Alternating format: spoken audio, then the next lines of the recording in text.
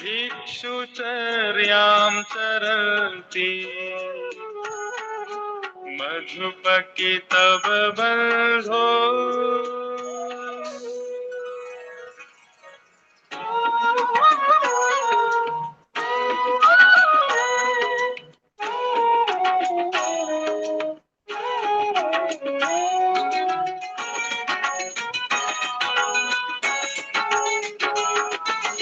वयमृतमिव जिह्वा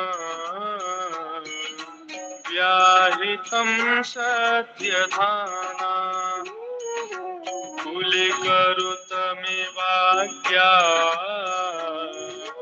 कृष्णबद्धो हरिण्यः ददृशुरसकृदेता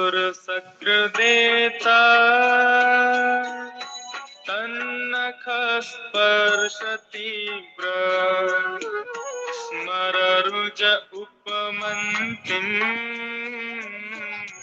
ध्वन्यतामन्यवार्ता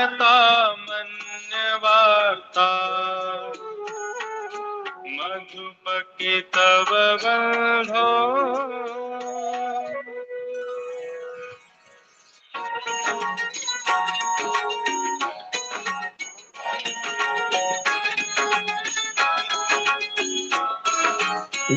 जय जय श्री राधे। 9 बजे राधे गुरु बहुत दंडवत प्रणाम। हाँ प्रणाम। शुरू करें। हाँ गुरु जी। वंदेहं श्री गुरु श्रीयुतपदकमलं श्रीगुरून् वैष्णवांश्च श्रीरूपं सग्रजातं सहगण रघुनाथान्वितं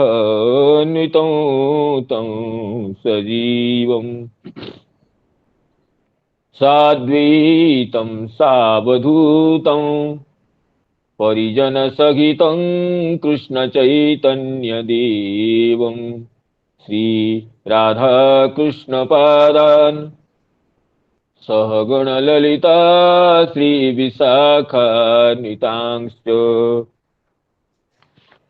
उद्यन्नीरदनीलसुन्दरतनुं पूर्णेन्दुबिम्बाननं राजीवोत्पलनेत्रपत्रयुगलं लावण्यवरानिधिं भक्तानां सकलार्तिनाशनकरं चिन्तार्तिचिन्तामणिं वन्दे श्रीपुरुषोत्तमं प्रतिदिनं नीलाद्रिचूडामणिम् अनर्पितचरीं चिरात् करुणयावतीर्णः कलौ समर्पयितुमुन्नतोज्ज्वलरसां स्वभक्तिश्रियम् हरिः पुरतसुन्दरद्वितिकदम्बसन्दीपितः सदा हृदयकन्दरे स्फुरतु वश्यतीनन्दनः राधाकरावचितपल्लववल्लरीके राधापदाङ्कविलसन्मधुरस्थलीके राधा यशोमुखरमत्तखगावलीके राधा विहार विपिने रमतं मनोमि गोवर्धनो जयति शैलकुलाधिराजो यो गोपिकाभिरुदितो हरिदासवर्ज्य कृष्णेन शक्रमखभङ्गकृता समर्चितो यः सप्ताहमस्य करपद्मतलेऽप्यवात्सीत् तमादिदेवं सुहितावतारं तमालवर्णं करुणानिधानम् अपार संसार समुद्रसेतुं भजामहे भागवत स्वरूपं स्वसुखनिभृतचेतास्तद्विदस्तान्यभावो व्यजितरुचिरलीला कृष्णसारस्तदीयं व्यतनुत कृपया यस्तत्त्वदीपं पुराणम् तमखिलवृजिनघ्नं व्याससूनुं नतोऽस्मि तमखिलवृजिनघ्नं व्याससूनुं नतोऽस्मि नारायणं नमस्कृत्य नरं चैव नरोत्तमं देवीं सरस्वतीं व्यासं ततो जयमुदीरयेत्। मूकं करोति वाचालं पङ्गुं लङ्घयते गिरिं। यत्कृपातमहं वन्दे परमानन्दमाधवम्। वृन्दाई तुलसी देवी प्रियाई केशवस्य च। कृष्ण भक्ति प्रदे देवी सत्यवती नमो नमः। वाञ्छाकल्पतरुभ्यश्च कृपा सिन्धुभ्यैव च पतितानां पावनेभ्यो वैष्णवेभ्यो नमो नमः। पतितानां पावनेभ्यो वैष्णवेभ्यो नमो नमः। पूर्वाह्न के श्रीमद् भागवत कथा सत्र में समवेत समस्त सज्जनों को, वैष्णवों को, गुरुजन वर्ग को, मातृवृंदों को, मित्र मंडली को विनम्र प्रणाम विनिवेदन करता हूं।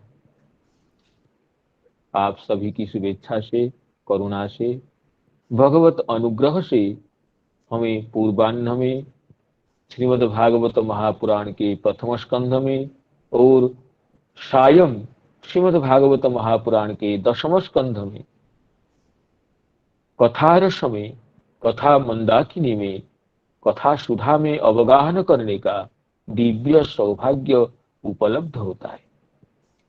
अतः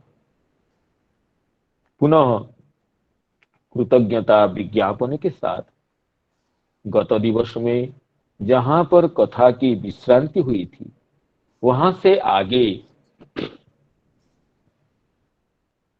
चर्चा का प्रारंभ करने के लिए प्रयास करता हूं। श्रीमद् भागवत महापुराण के प्रथम स्कंध के चतुर्थ अध्याय में श्री शौनकादि मुनिगण सूत जी को ये प्रश्न करते हैं कि जिसे श्रीमद् भागवत महापुराण का श्री वेदव्यास जी के मुख से सुखदेव जी अध्ययन किए हैं और अध्ययन करके राजर्षि परीक्षित जी को सुनाए हैं।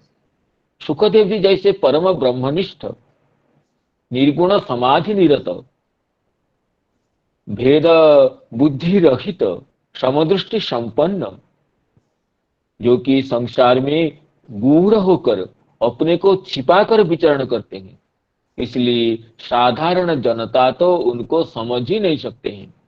ऐसे सर्वथा संसार निद्रा से जो कि जागृत, ऐसे परम सिद्ध, परम ब्रह्मानुभवनिष्ठ महात्मा सुखदेव जी श्रीमद् भागवत पुराण का प्रवचन कैसे किए, प्रवचन करने की इच्छा उनकी कैसे हुई, ये जिज्ञासा की चर्चा चल रही थी, जिसका श्लोक ये सभी ये सुखदेव जी वो समुद्र के निर्विकल्पक है, गूढ़ और मूढ़ जैसे विचरण करते हैं। कश्य पुत्रो महायोगी समुद्रंग निर्विकल्पक एकांतमतिरुन्निद्रो गूढ़ो मूढ़ इवेयते। एकांतमति एकस्मिन् एव अंतः नाम परिसमाप्तिः यस्याः तथा भूता मतिर्यस्य, अर्थात परब्रह्म में ही पर्यवसान होने वाली मति जिनकी है, ऐसे एकांत मति जो कि गूढ़ मूढ़ैव ईयते, ऐसे सुखदेव जी जिसके बारे में फिर आगे अभी कहते हैं। दृष्ट्वानुयंत ऋषिमात्मजमप्यनग्नम, दृष्ट्वानुयन्तम ऋषिमात्मजमप्यनग्नम देव्यो ह्रिया परिदधूर्न सुतस्य चित्रम, देव्यो ह्रिया परिदधूर्न सुतस्य चित्रम तद्वीक्ष्य पृच्छति मुनो जगदुस्तवास्ति जगदुस्तवास्ति स्त्री पुंभिरा न तु श्रुतस्य विविक्त दृष्टे स्त्री पुंभिरा न तु श्रुतस्य विविक्त दृष्टे। तो इसमें कहते हैं कि शुकदेव जी की निर्गुण निर्विकल्प चित्त वृत्ति को विस्तार करते हुए कहते हैं, शुकदेव जी की निर्गुण चित्त वृत्ति कैसी थी, इसी विषय को कह रहे हैं कि दृष्ट्वानुयान्तम ऋषिमात्मजमप्यनग्नम देव्यो रिया परिदधुर्न सुतस्य चित्रम। कहते हैं कि व्यास जी जब संन्यास के लिए वन की ओर जाते हुए अपने पुत्र का पश्चात गमन कर रहे थे, सुखदेव जी जन्म होते ही संन्यास के लिए लेकर चल पड़े। संन्यास होकर के मुझे संन्यास ग्रहण करना है, इस भावना से चल पड़े। तो वेदव्यास जी उनके पुत्र का पीछा करते हुए जा रहे थे।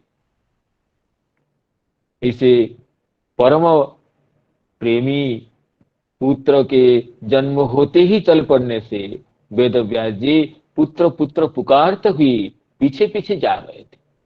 तो उस समय क्या होता है, जल में कहीं सरोवर पड़ता है तो जल में स्नान करने वाली देवांगनाएं, देवस्त्रियां, तो आगे आगे सुखदेव जी जा रहे हैं। सुखदेव जी को देख करके वो वस्त्र धारण नहीं किया। स्नान करने वाली स्त्रियों ने, देवांगनाओं ने आगे आगे आते हुए सुखदेव जी को देख करके वस्त्र धारण नहीं किया। जब उसके बाद और व्यासदेव जी आते हैं, उनको देख करके ये क्या हुआ ना, सब सारी देवांगनाएं लज्जा से कपड़े पहन लिए थे, जबकि सुखदेव जी दिगंबर थे और वेदव्यास जी वस्त्र परिहित हैं।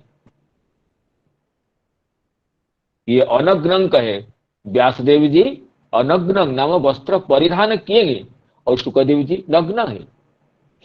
लेकिन दिगंबर सुखदेव जी को, युवा सुखदेव जी को, परम कमनीय सुखदेव जी को देखकर भी ये देवांगनाओं के मन में कोई विकार नहीं हुआ, न उनकी प्रवृत्ति वस्त्र परिधान करने की हुई। जब वयोवृद्ध और वस्त्र परिहित ये जगत गुरु वेदव्यास जी को देख करके सहसा लज्जित होकर के सारी देवांगनाएं ये परिदधु नाम वस्त्र परिधान कर लिया। तो इससे तो व्यासदेव जी को बड़ा ही आश्चर्य हुआ।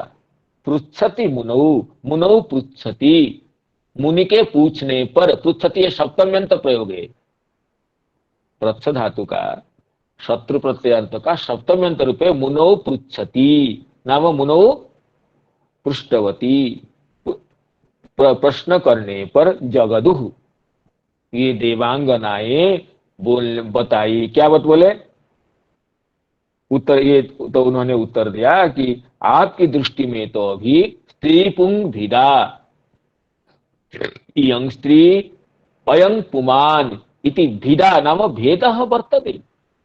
स्त्री पुंग भिदा तब अस्ति, स्त्री पुरुषयोः यह भेदः, आप जानते हैं कि ये स्त्री है, ये पुरुष है, परम ज्ञानी होने पर भी आपके तो भेद दृष्टि है ही, रहेगी ही। व्यावहारिक दशा में तो रहना ही चाहिए। स्त्री और ये पुरुष का भेद तो आपका है। त्रिपुंग भिदा तब अस्ति, तब अस्ति, परंतु न तो श्रुतस्य विविक्त दृष्टि है, विशुद्ध दृष्टि, ब्राह्मी दृष्टि संपन्न आपके पुत्र में ये भी भेद नहीं है कि कौन स्त्री कौन पुरुष। ये तो निरंतर सर्वत्र सम स्वरूप परब्रह्म के दर्शन करने से श्री शुकदेव जी की दृष्टि में स्त्री पुरुष का भेद भी बोध नहीं होता है। जो वास्तविक अद्वैत स्थिति है, जहां द्वैत भाव की पूर्णतया समाप्ति है। ऐसी स्थिति में आपका पुत्र शुक है। इसलिए लज्जा कहां से होती है? जब द्वैत से ही लज्जा होती है। जब आप परम ज्ञानी होने पर भी आपकी स्त्री पुरुष ये भेदभाव है, ये द्वैत ज्ञान है, तो हमारी जो लज्जा उत्पन्न होना स्वाभाविक है। लेकिन सुख जैसे परम ब्रह्मनिष्ठ है, जिनकी बुद्धि में स्त्री पुरुष का भेद ज्ञान भी निर्गलित हो चुका है, स्त्री पुरुष का भेदात्मक बोध भी जिनकी बुद्धि में नहीं है, तो उनकी दर्शन से लज्जा कहाँ आएगी? ये स्वाभाविक है। जहां परिपूर्ण अद्वैत स्थिति है, सर्वत्र ब्रह्मानुभव वस्तुतः है, वो जो वास्तविक अद्वैतात्मिका स्थिति है, उसमें लज्जा प्रकट होने का अवसर ही नहीं है। लेकिन परिपूर्ण आप ज्ञानी होने पर भी आपकी व्यावहारिकी दृष्टि है, स्त्री पुरुष का भेद ज्ञान है, आप कौन स्त्री कौन पुरुष जानते हैं। इसलिए आपको देखने से हमारी लज्जा जात होती है, इसलिए हम लोग वस्त्र परिधान कर लिए। तो ऐसे सुखदेव जी की निर्विकल्प मति थी। विकल्प कहते हैं भेद ज्ञान को। जो भेद ज्ञान है उसको विकल्प कहा जाता है। तो लेकिन निर्विकल्प स्थिति है, भेद ज्ञान रहित सर्वत्र परिपूर्ण ब्रह्म विषयणी दृष्टि सुखदेव जी की है। यद्यपि सन्यास के लिए जा रहे हैं, क्रिया कर रहे हैं, लेकिन वो तो क्रिया ही है, उसमें कोई संग नहीं है, कोई आसक्ति नहीं है, कोई अभिलाषा नहीं है। सर्वत्र ब्राह्मी बुद्धि को धारण करके सुखदेव जी जा रहे हैं। अतः इस तरह ये देवांगनाओं के वचन से सुखदेव जी के जो महत्व, सुखदेव जी का जो परिपूर्ण स्वरूप, सुखदेव जी की जो ब्राह्मी स्थिति, उसका किंचित बोध होता है। उसी को शौनकादि मुनिगण अपने प्रश्न के लिए उपस्थापन करते कि ऐसी ब्राह्मी बुद्धि संपन्न सुखदेव जी श्रीमद् भागवत का अध्ययन किए, न केवल अध्ययन किए, प्रवचन भी किए, ऋषि मुनिगण परिवेष्टित राजर्षि परीक्षित को सुनाए। यह कैसे हो सकता है? जिसका ऐसे व्यावहारिक बुद्धि ही नहीं है, उसको किसी को प्रवचन सुनाना, किसी को श्रोता बनाना, खुद वक्ता बनना, ये व्यवहार कैसे हो सकता है? ये प्रश्न रहा। तो अभी इस श्लोक की श्रीधर स्वामी पाद की टीका और चक्रवर्ती पाद की टीका का आलोचन करते हैं। श्री श्रीधर स्वामी पाद कहते हैं, निर्विकल्पकम प्रपंचयति दृष्टेति आत्मजं सुखम प्रव्रजंतम अनुगच्छन्तम ऋषिम व्यासम अनग्नं अपि दृष्ट्वा। जब शुकदेव जी को अनुगमन कर रहे हैं व्यास देव जी, जो कि अनग्न है, नग्न नहीं है, भलीभांति वस्त्र परिधान किए हुए, जले क्रीडन्त्यः देव्यः अप्सरसः, या कहें दृष्टानुजान्तम आत्मजमप्यनग्नम देव्यः, देव्यः का कहते हैं अवसरस, सुरांगनाएं, देवांगनाएं वहीं किसी विशिष्ट सरोवर में क्रीड़ा कर रही थी। और लज्जया ह्रिया लज्जया परिदधु, क्रिया का अर्थ ह्रिया परिदधु, लज्जा से परिधान कर लिए। वस्त्र परिधानम कृतवत्यः, वस्त्र का परिधान कर लिए। कौन? ना देवांगनाएं। अनग्नं अपि इत्यनेन अर्थात तत्सुतो नग्न इति उक्तम। शुकदेव जी के लिए शब्दतः नग्न शब्द का प्रयोग नहीं हुआ, लेकिन जब व्यासदेव जी के लिए यह प्रयोग आया अनग्नं अपि दृष्ट्वा ह्रिया परिदधु, तो अपने आप अर्थतः ये लब्ध होता है कि शुकदेव जी नग्न थे, दिगंबर थे। नग्नस्य पुरतो गच्छतः सुतस्य तो ह्रिया न परिदधु। नग्न श्रुत को, सम्मुख में नग्न पुत्र को, दिगंबर पुत्र को, युवा पुत्र को, परम कमनीय पुत्र को देख करके सुरांगनाएं वस्त्र परिधान करने की प्रवृत्ति नहीं धारण की। तो इसको देख करके श्रुत क्रिया न परिददु तच्चित्रं वीक्ष्य, ये विचित्र व्यवहार को देख करके, इसे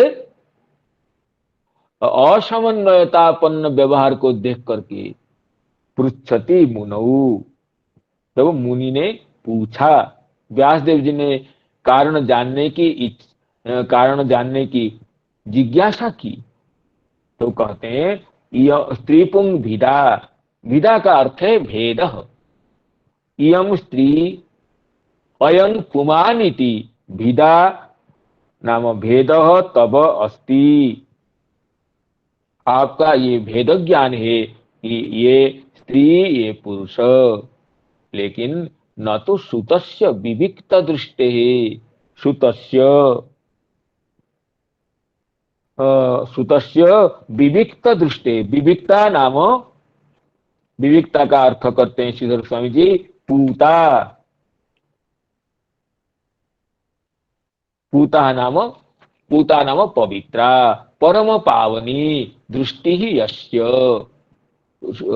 शुकदेव की दृष्टि इतनी पवित्र है कि उसमें सर्वत्र ब्रह्म का ही दर्शन होता है,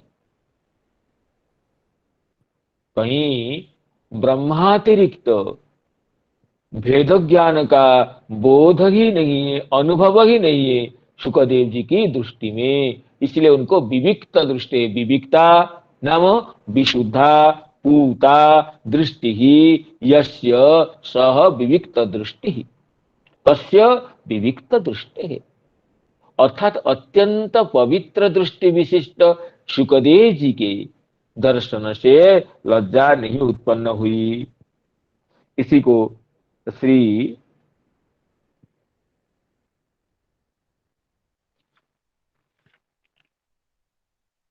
चक्रवर्ती पाद और सुंदर शैली से व्याख्यान करते हैं। चक्रवर्ती पाद कहते हैं निर्विकल्पकत्वं प्रमाणयति दृष्टेति, शुकदेव जी की निर्विकल्प स्थिति को भेद ज्ञान रहित विकल्प विरहित दृष्टि को विस्तार करते हैं। कैसे? आत्मजं शुकम प्रव्रज्य यान्तम अनुयान्तम, जो शुक प्रव्रज्या लेकर के जा रहे हैं उनको अनुगमन कर रहे हैं, अपने पुत्र शुक जी के पीछे पीछे चल रहे हैं महर्षि वेदव्यास ऋषिं व्यासम अनग्नं अपि दृष्ट्वा देव्यः जल क्रीडनाद उत्थिता लज्जया परिदधु स्ववस्त्राणि इत्यर्थ। जब जल क्रीड़ा कर रही थी अस्त व्यस्त वेशभूषा में सुरांगनाएं, तो सब सुरांगनाएं और व्यासदेव जी को देख करके लज्जासी फिर से वस्त्र परिधान कर लिए, न तो श्रुतस्य शुकस्य दर्शन इत्यर्थ। लेकिन उससे पहले शुक उसी रास्ते में गए हैं और सुरांगनाओं की दृष्टि पड़ी है, लेकिन सुरांगनाएं देवांगनाएं अप्सरागण कोई विचित्र व्यवहार की वो वस्त्र परिधान न किए, न उनको कोई विकार आया। तत्चित्रम कहते ये विचित्र है। क्यों विचित्र है? श्री चक्रवर्ती पाद विश्लेषण कर रहे हैं। अतो जुबानम तत्रापि नग्नम तत्रापि सर्वत्र स्पष्टं विलोकयन्तं मत्पुत्रं वीक्ष्य एता न लज्जिता। कहते एक तो सुकदेवी जो मेरा पुत्र है युवा है, तम ज्येष्ठ वर्षं सुकुमार पाद करोरु बाहुंश कपोल गात्रम। सुकदेव जी की वर्णना आती है प्रथम स्कंद के अंतिम में, वो तंग 16 वर्ष के हैं, सुकुमार पाद करोरु बाहुंश कर उरु बाहु स्कंद अत्यंत सुकुमार है। श्यामं सदा पिच्य पयोंग लक्ष्म्या स्त्रीणाग मनोज्ञम रुचिरश्मितेन, श्याम वर्ण के और कमनीय कांति से नारी जनों के बड़े ही मनोहर लगते हैं। श्यामं सदा पिच्य वयोंग लक्ष्म्या त्रिणांग मनोज्ञं रुचिरस्मितेन। सुखदेव जी के मुख में निरंतर रुचिरस्मित हास्य शोभा शोभित रहती है। तो ऐसे उनकी सुखदेव जी की जो कमनीयता का वर्णन है, जिसको देखकर तो सुरांगनाओं को तो पहले ही लज्जित होना था, उनको तुरंत वस्त्र परिधान करने था। दिगंबर कमनीय युवा पुरुष कोई आ रहा है, और ऐसे नहीं कि तत्रापि नग्नम, युवा और नग्न है, तत्रापि सर्वत्र स्पष्टं विलोकयन्तम, और यानी कि आंख मूंद कर जा रहे हैं, अभी अभी जन्म लिए हैं, प्रकट हुए तो चारों ओर देख रहे हैं, चारों ओर ये ब्राह्मी सृष्टि को देख करके आनंद मग्न हो रहे हैं। स्पष्टं विलोकयन्तम मत्पुत्रं वीक्ष्य एताः न लज्जिताः। तो युवा और अनग्न स्पष्ट अवलोकन करने वाले मेरे पुत्र को देख करके इन सुरांगनाएं लज्जित नहीं हुई, न लज्जिता। और मांग तो वृद्धम, और मैं कैसा हूं, वयो वृद्ध हूं, और सबसनम वसन परिधान किया हूं। अतः इतो युवतय खेलन्ति इति तद्दिशि दृसंगपि अददानम।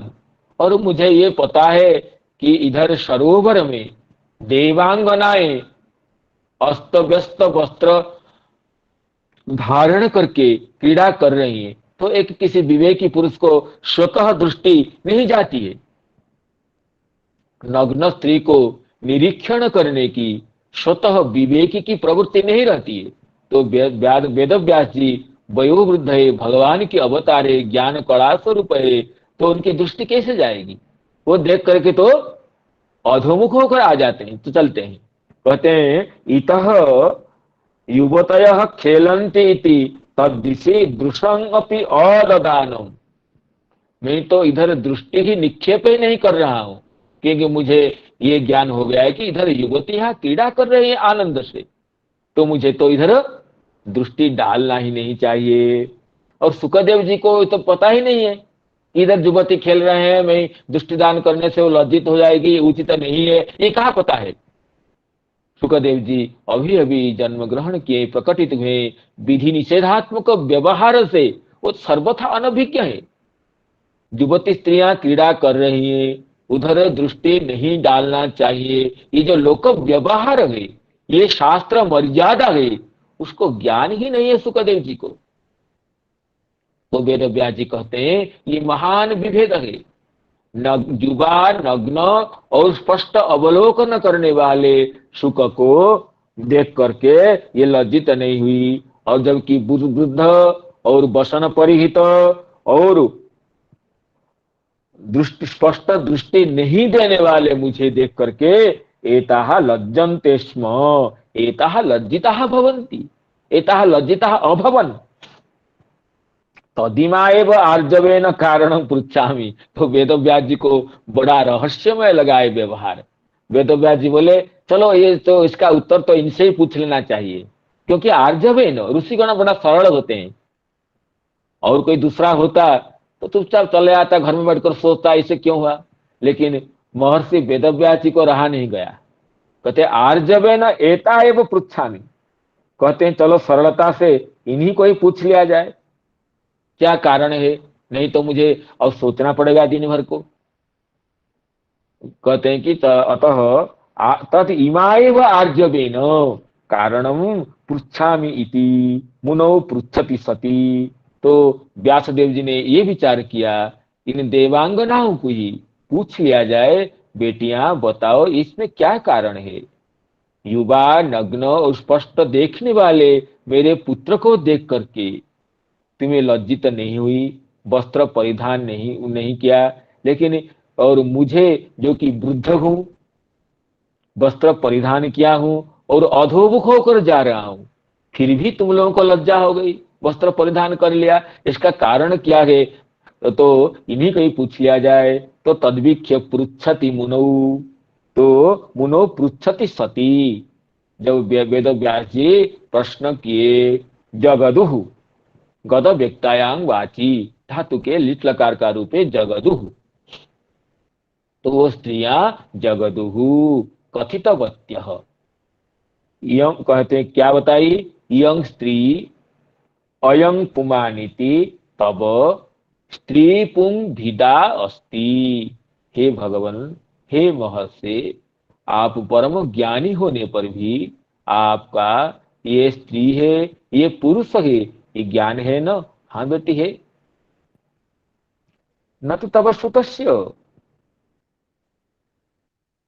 कहते हैं आपके पुत्र का ये भेद ज्ञान नहीं है। वो वेद व्यास समझ गए, लेकिन उनका एक संदेह फिर रह गया। कहते हैं मेरी भेद दृष्टि है और सुख की भेद दृष्टि नहीं है, इसको भला पता कैसे हो गया सुरांगना को? ये तो कोई समाधिस्थ ऋषि मुनि नहीं है, या कोई सर्वज्ञ नहीं है। शुक को शुक नग्न है और इधर उधर दृष्टि डालकर दौड़ जा रहा है, और उसी उन्हीं को स्त्री पुरुष का भेद ज्ञान नहीं है, और मुझे भेद ज्ञान है, ये कैसे पता पड़ गया उनको?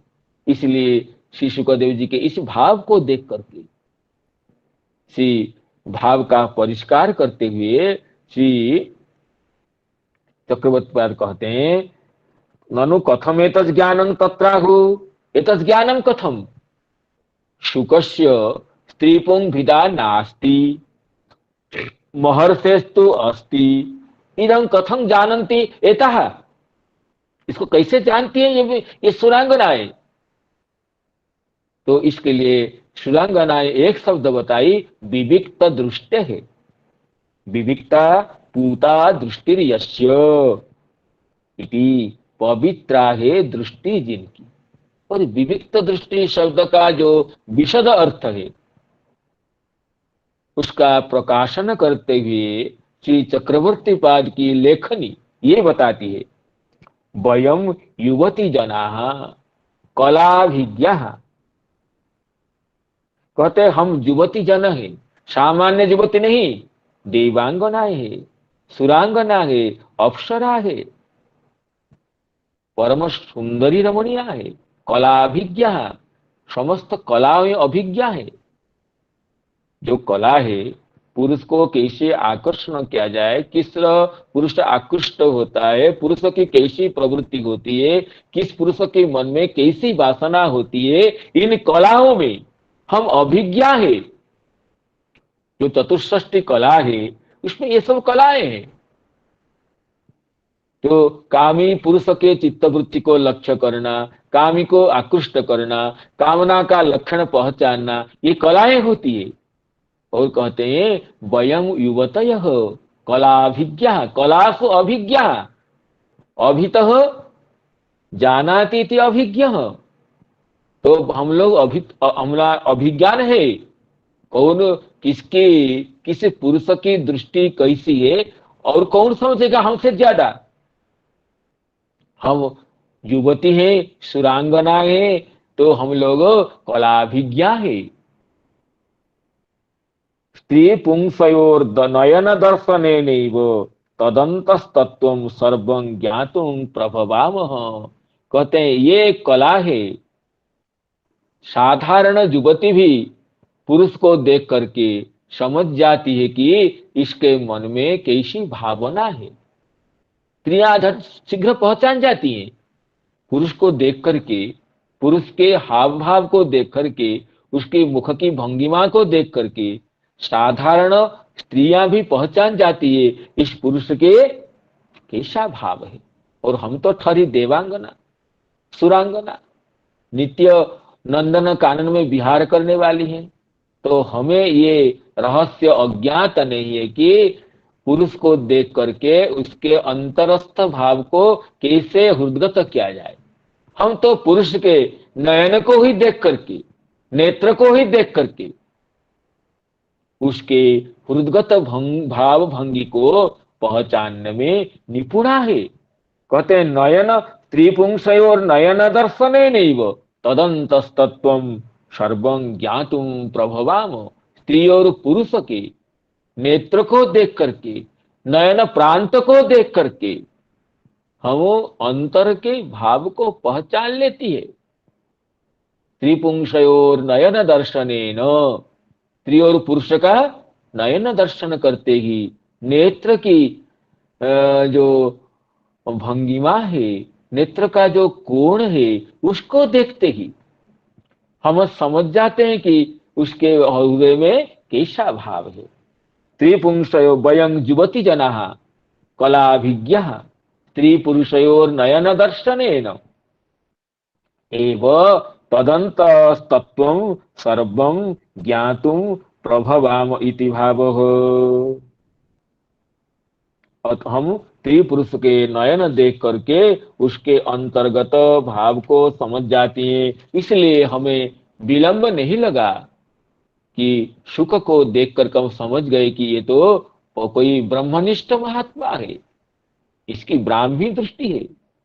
और आप तो लज्जित होकर के, हम लोगों को देख करके अधोमुख होकर के जा रहे हैं। परम ज्ञानी होने पर भी आपके हृदय का संकोच, लज्जा, ये तो हम समझ ही जाते हैं। इसलिए आपको संकोच है तो हमें भी लज्जा आती है। और सुख को ये भेद ज्ञान ही नहीं है, कौन पुरुष है कौन स्त्री है, तो हमें लज्जा का क्यों उदय होगा। इसी तरह सुरांगनाएं तो व्यासदेव जी के प्रश्न का अत्यंत सुस्पष्ट और अत्यंत मनोहर उत्तर देते हैं। तो इस पर इसमें श्री वंशीधराचार्य जी विविक्त दृष्टि का ये अर्थ करते हैं कि पूता द्वैत मलरहिता कामादि मलरहिता वा दृष्टि यस्य सह तथा। कहते हैं विविक्त दृष्टि है सुखदेव जी की। क्यों ना? विविक का नाम पवित्रा, पूता क्यों है ना? द्वैत मलरहिता, जो भेदभाव का अवलोकन करना, ये एक स्थिति में ये तो मल होता है। एक स्थिति में तो ये आवश्यक होता है, सद सद विवेक को पहचानना, सद सद ज्ञान होना तो एक स्थिति में आवश्यक होता है। लेकिन परम अवस्था में, ब्राह्मी स्थिति में सद सद भेद ज्ञान भी तो वहां बाधक होता है, क्योंकि सर्वत्र ब्रह्मानुभूति करना है। इसलिए पूता द्वैत मलरहिता कामादि मलरहिता वा दृष्टि यस्य सह। कामादि मलरहित है, द्वैत मलरहित है, अतएव पूत है, पवित्र है, जिनकी दृष्टि वो विविक्त दृष्टि है। ऐसे है सुखदेव जी। तो इस तरह टीका में यही है। और अन्य अन्य टीकाओं में श्री क्रम संदर्भ में श्री जीव गोस्वामी पाद यहाँ कहते हैं कि दृष्टवा इत्यादि, कहते हैं मई अनग्नत्वस्य अपरिधाने हेतुत्व। कहे मैं नग्न नहीं हूं और देख करके आपको परिधान करना पड़ा आप लोगों को। तेन मर्यादावत्वस्य लक्षितत्वात् निकटागमन दृष्टिक्षेपादि असंभावनया तासाम युक्तम। कहते हैं इसलिए मर्यादावत्वस्य लक्षितत्वात् निकट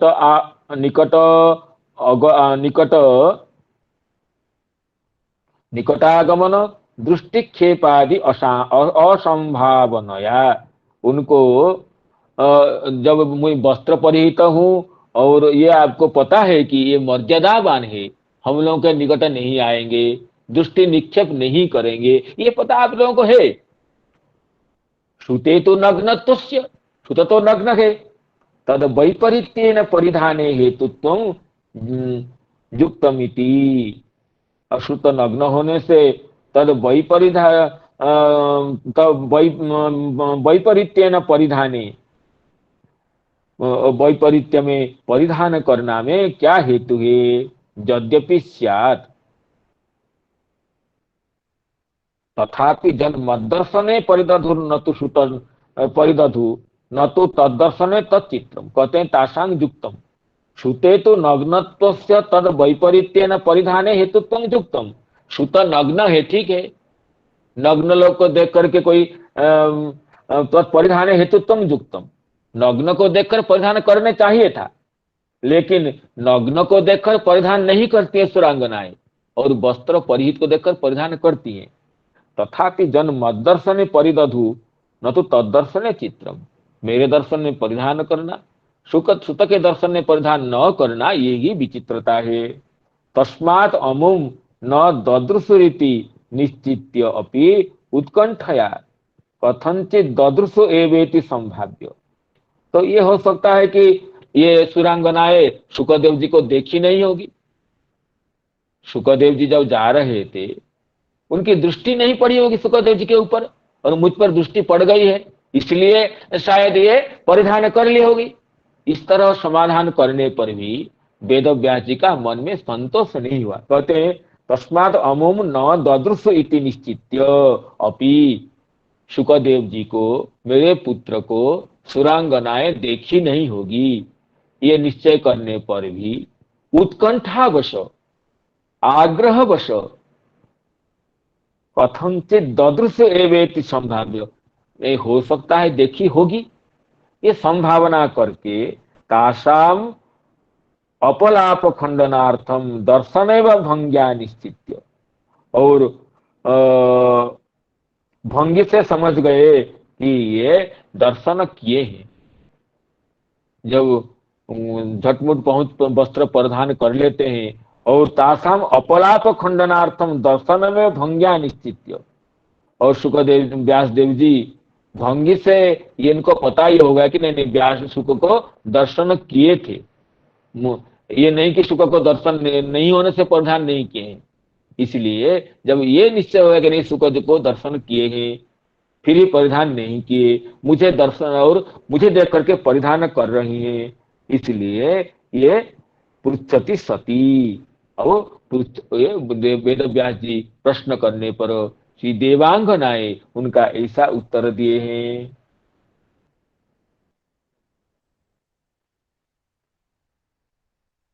उसमें श्री वीरराघव जी की व्याख्या में विविक्त दृष्टि शब्द का व्याख्यान ऐसा है, विविक्ते कहते प्रकृति पुरुष विलक्षणे परमात्मनि एव दृष्टिर्यस्य तथाभूतत्वात् तर्दर्शने नापि नास्माकं लज्जा बहुव। विविक्त का अर्थ करते हैं प्रकृति पुरुष विलक्षणे परमात्मनि एव, प्रकृति और पुरुष दोनों से विलक्षण है परमात्मा, इसलिए उनको पुरुषोत्तम कहा गया।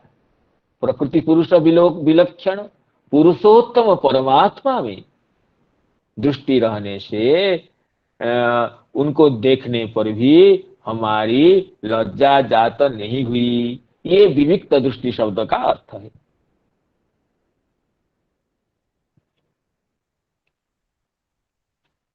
तो इसमें कहते हैं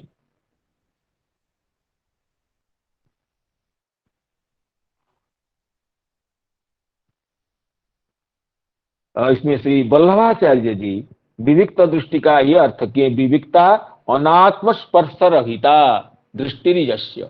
विविक्त का अर्थ है विविक्ता नाम अनात्म स्पर्श रहिता दृष्टि यस्य, जिनकी दृष्टि में अनात्मता का स्पर्श ही नहीं है, जो सर्वत्र आत्म स्वरूप का ही दर्शन कर रहे हैं, ऐसे ही विविक्त दृष्टि।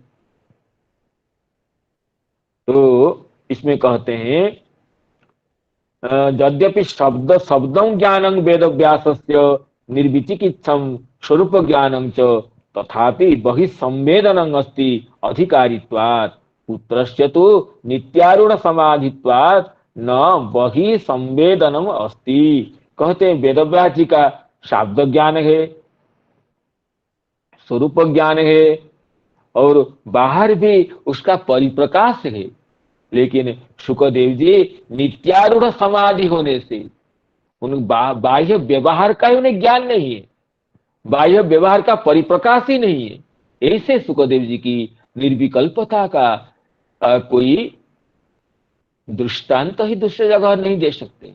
ऐसे सुखदेव जी श्रीमद् भागवत का प्रवचन किए, मुनिमंडलियों को भागवत का उपदेश तो किए।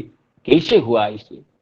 किसी को सुनाना, किसी को कनिष्ठ मान करके ज्ञान प्रदान करना, ये तो तब हो सकता है जब मैं वक्ता हूं, ये श्रोता है, मैं गुरु हूं, ये शिष्य है। इस तरह वेद ज्ञान भी आने पर तो होता है, लेकिन परिपूर्णतया वेद ज्ञान विरहित सुखदेव जी भी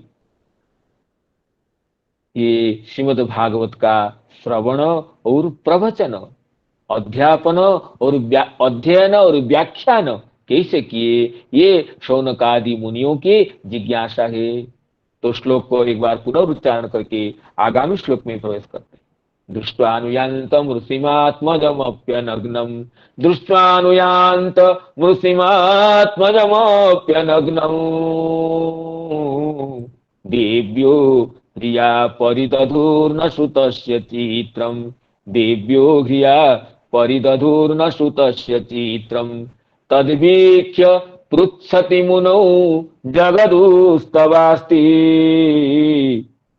स्त्री पुंभिदा न तु श्रुतस्य विविक्त दृष्टेः, स्त्री पुंभिदा न तु श्रुतस्य विविक्त दृष्टेः, कथमालक्षित पौरे संप्राप्त कुरुजांगलान्, कथमालक्षित पौरे संप्राप्त कुरुजांगलान्, उन्मत्त मूक जड़वद विचरन् गज सागरे,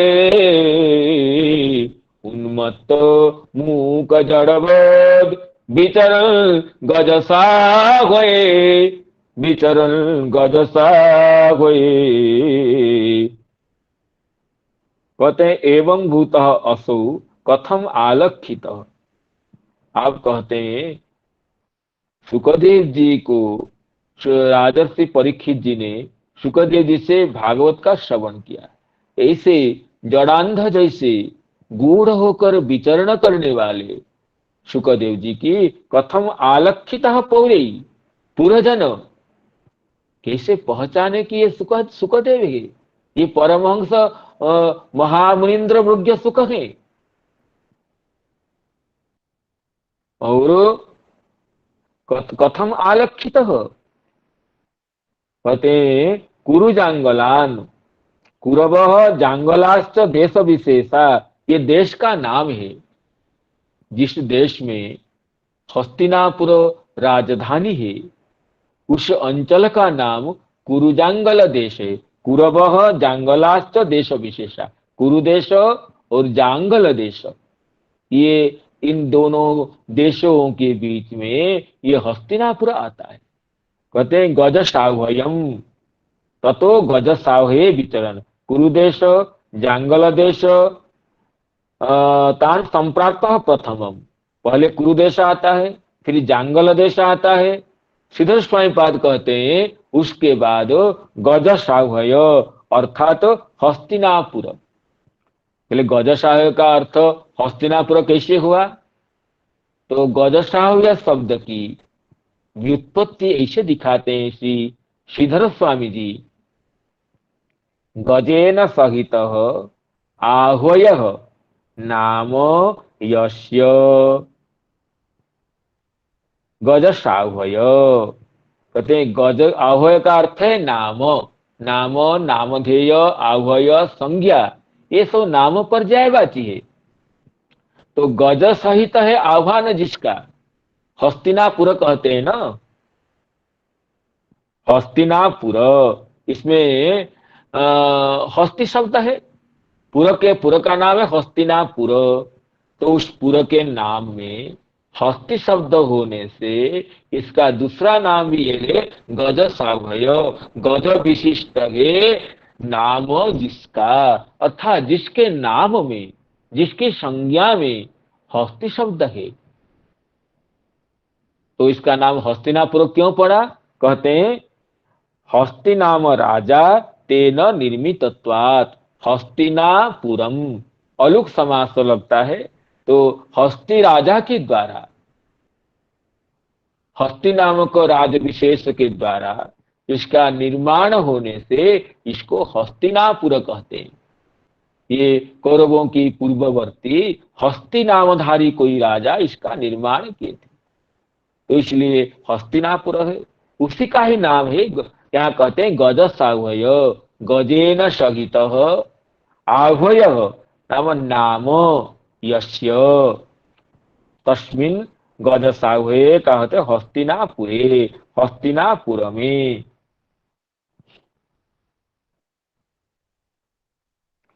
इसमें श्री कथम आलक्षित पौरे संप्राप्त कुरु जांगलान, कुरुदेश जांगल देश में ये पहुंचने पर पूर्ववासी गण, पूर्ववासियों को कैसे पता लगी कि ये व्यास नंदन परम समाधिनिष्ठ ये शुक है, और कैसे ना उन्मत्त मूक जड़बद विचरण गजसाह्वये, ये तो गजसाह्वय में हस्तिनापुर में अवश्य ही उन्मत्त जैसे, मूक जैसे, कोई मूक नाम जो कि गूंगा, कुछ बोल नहीं सकता है, और बधिर बहेरा जो सुनता नहीं है, परम ज्ञानी होने पर भी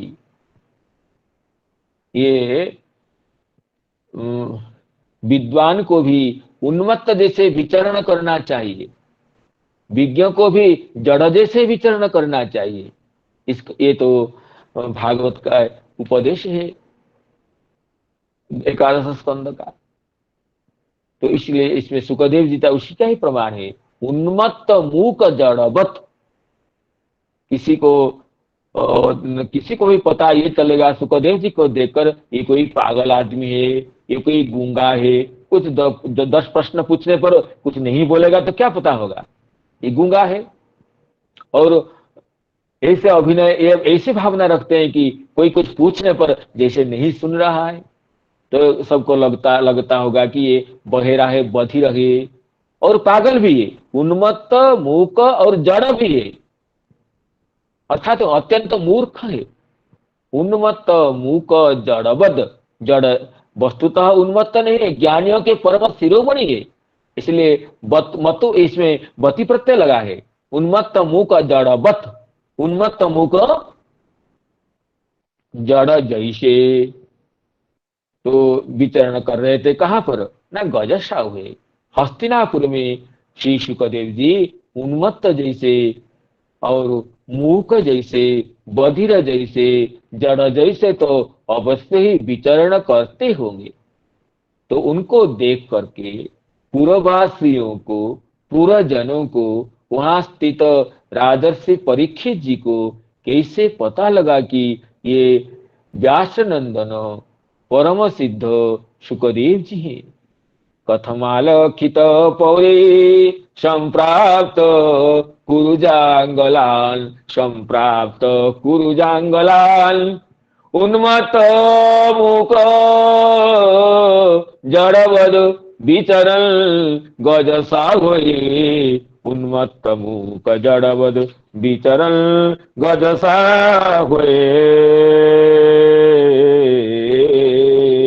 इसमें श्री चक्रवर्ती पाद कहते हैं कुरु जांगलान देश विशेषान, ये देश का नाम है। और वही कहते हैं गज साह्वय का अर्थ यही करते हैं, गजेन सह आह्वयः नाम यस्य तस्मिन् हस्तिनापुरे। श्री वंशीधराचार्य जी जड़ शब्द का अर्थ करते हैं जड़ कार्य विवेक शून्य। जड़ का अर्थ है क्या करना क्या नहीं करना चाहिए, ऐसे जिसको कर्तव्य ज्ञान नहीं है, कर्तव्य परिज्ञान नहीं है, उसको जड़ कहते हैं। लोक विपरीत चेष्टा वैशिष्ट्ये उन्मत्त वदिति दृष्टांत।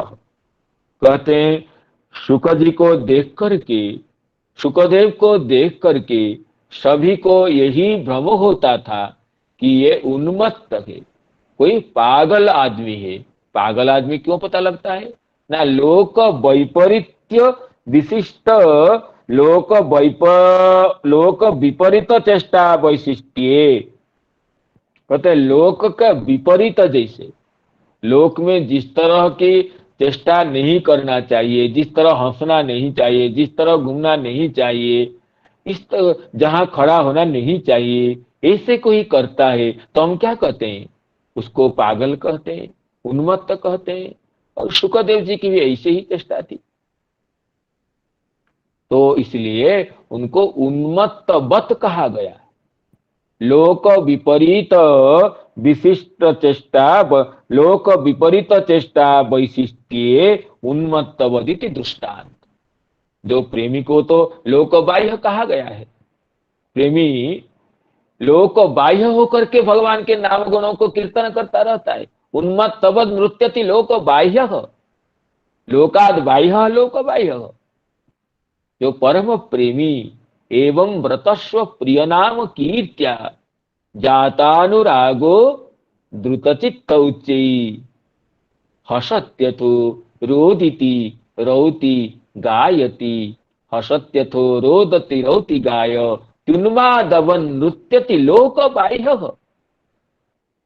इसमें से भगवान उद्धव जी को कह रहे हैं एवं व्रतस्व प्रिय नाम कीर्त्या।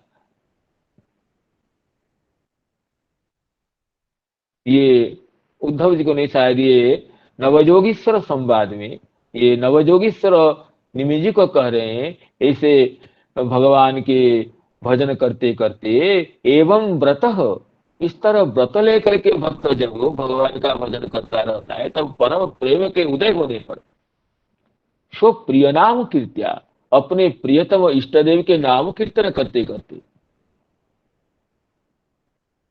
वो उन्मादव नृत्यति लोक बाह्य। कभी हंसता है, कभी उच्च उच्च स्वर में चिल्लाता है, कभी भगवान को स्फूर्ति प्राप्त भगवान को देखकर उनसे बातचीत करने लगता है।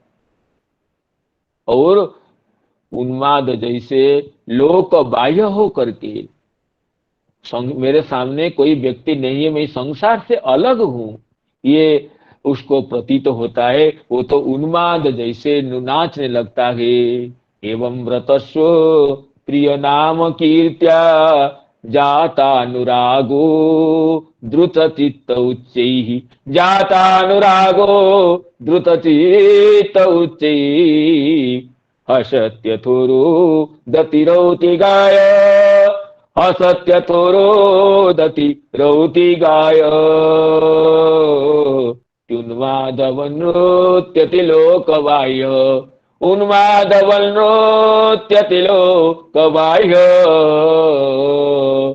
तो उन्मादवन नृत्यति लोक बाह्य, संसार से बाह्य हो करके बहिर्भव बाह्य, तो लोकाद बाह्य लोक बाह्य, लोक से संसार से बाहर हुआ वो अपने को मैं संसार में हूं उससे ज्ञानी नहीं होता है।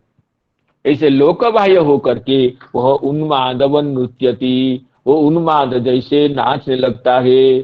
तो इसी तरह शुकदेव जी को ये कहे उन्मत्त मूक जड़वत। इसी को वंशीधराचार्य जी ये भी बताए कि लोक विपरीत चेष्टा वैशिष्ट्ये उन्मत्तवदिति दृष्टान्तः लोकरंजक व्यापार रागित्ये मूकवदिति। कहते मूकवत क्यों बताया? उन्मत्त मूक जड़वत, जो बति प्रत्यय है इसका अन्वय सब जगह होगा। उन्मत्तवत मूकवत जड़वत, तो उन्मत्त का अर्थ हो गया कि लोक विपरीत चेष्टा विशिष्ट होने से उन्मत्त जैसे। और मूक जैसे कैसे ना? लोकरंजक व्यापार राहित्य मूकवत। हम तो लोगों को अच्छे अच्छे गल्प करके लोगों को प्रसन्न करना चाहते हैं। किसको किसी तरह बात कहने से कौन व्यक्ति तृप्त हो जाएगा, हमें प्रशंसा करेगा, तो हम लोक रंजन के लिए तो गल्प करते हैं। और शुकदेव जी को किसको रंजन करना है? लोक रंजक व्यापार राहित्येन, लोगों को अनुरंजन करने के लिए शुकदेव जी का कोई बाग व्यापार न होने से उनको तो लोग मूकवत समझते थे। और जड़वत क्यों बताते हैं? न कहते हैं सर्वथा उद्यम रागित्य जड़वदिति भेद। जड़वत, जड़ जैसे होता है, जड़ का अर्थ क्या? जड़ी में जो स्थिर हो जाए और कुछ न करके बैठ जाए, जड़। जैसे स्थाणु जैसे। तो सुखदेव जी जहां बैठते बैठते थे, कोई प्रयास नहीं था उनका भोजन के लिए, पान के जाने आने के लिए कुछ करने वाला नहीं थे। सर्वथा उद्यम राहित्येन जड़वदिति दृष्टांत इति जड़वद्य भेद।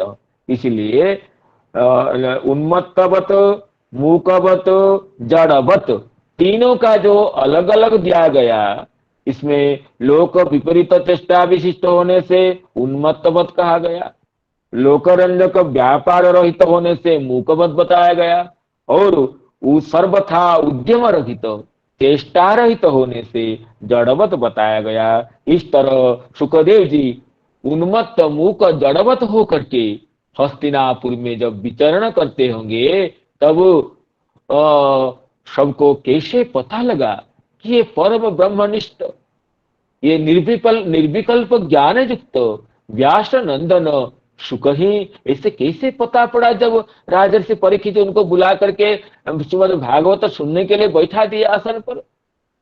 ये शौनक आदि मुनियों की जिज्ञासा है। कथमालकित पौरे संप्राप्त कुरुजांगलाल, कथमालकित पौरे संप्राप्त कुरुजांगलान, उन्मत्त मूक जड़वोद विचरल गज साहुए, उन्मत्त मूक जड़वोद विचरन गज साहुए। तो सभी विदग्ध श्रोतृ मंडली को मैं विनम्र प्रणाम विज्ञापन करता हूँ। कथा में संजात जो भी वाक्स्खलन, त्रुटि, विच्युति, प्रमाद, अपराध हुआ हो, अवश्य होता रहता है कथा में। तो अहंकारवश, प्रमादवश, अज्ञतावश जो भी त्रुटि हुई हो, सभी को वैष्णव गण, सज्जन गण, विदग्ध श्रोतृ मंडली क्षमा करे। इस तरह भागवत जी के चरणों में, समस्त श्रोतृ मंडली के चरण कमलों में प्रणाम विज्ञापन करते हुए, भगवान नाम का उच्चारण करते हुए अपनी वाणी को विश्रांति देता हूं। पुनः आगामी दिवस में मिलन के अभिलाषा के साथ। हरे कृष्ण कृष्ण कृष्ण हरे हरे, हरे राम राम राम हरे हरे। जय जय श्री राधे भागवत महापुराण की जय। जय श्री राम। प्रणाम जय राम। वृंद की जय। प्रणाम। श्री राधे राधे। राधे राधे राधे राधे। हरे कृष्ण। राधे राधे। राधे राधे राधे राधे राधे। प्रणाम सभी को, प्रणाम प्रणाम राधे राधे राधे। राधे राधे, प्रणाम प्रणाम सभी को, प्रणाम।